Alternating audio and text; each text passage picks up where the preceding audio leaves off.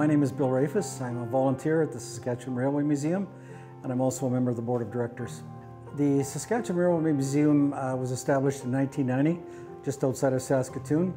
This is a former railway siding that was actually used by the railways back years ago, and they signed it over to us to establish a museum, and so we've been building that museum ever since.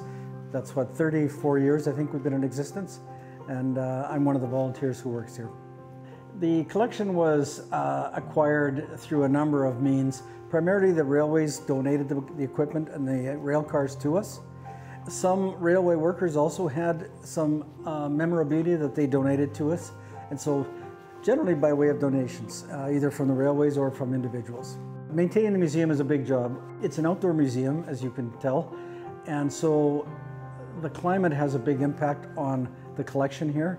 So it's a constant job of trying to maintain the equipment and the rail cars to make sure that they're not degrading under the weather. In the summertime, of course, it's great, but the winter is very hard on the material here, the equipment. So we have to always volunteer to keep it up. The trains, of course, played a huge part in the development of Saskatchewan. In some ways, we might not have a province if it wasn't for the railways coming through. You recall in our history that the railways wanted to join the east to the west, and so they established the rail line, and all along the way communities were established, and so many of the cities like Saskatoon were a part of that railway network. We do get some government funding at the museum, which is very helpful, of course, because it costs money to run the place, but we also get some of our funding through admissions from the public through the museum, and we have a gift shop where people can buy things. All that helps to build up the cost to actually operate the museum during the summer. We have 2 students here for the summer, and they are supported by government grants to employ students for the summer. The guidelines for coming here are pretty limited. I mean, it's again an outdoor museum. People can walk around, they can climb on trains and so on. It is a bit of an industrial site, so we ask people to exercise some caution so they don't injure themselves. And also because it's an outdoor museum, there's not a lot of sort of wheelchair accessibility. You probably noticed there's a roadway that goes down the middle, and we can transport people down to the other end.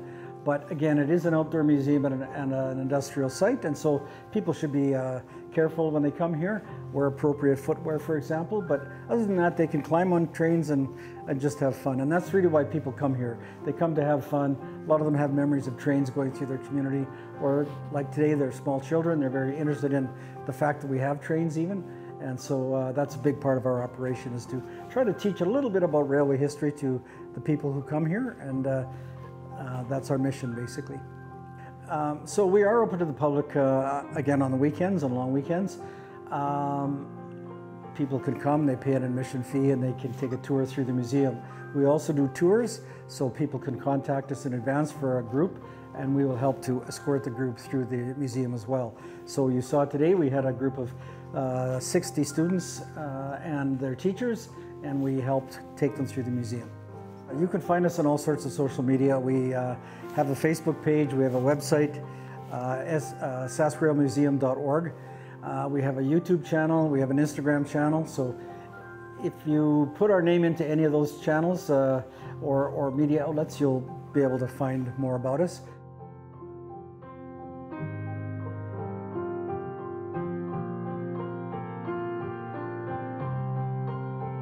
We always want to welcome people out to our special events, which we publicize on our social media.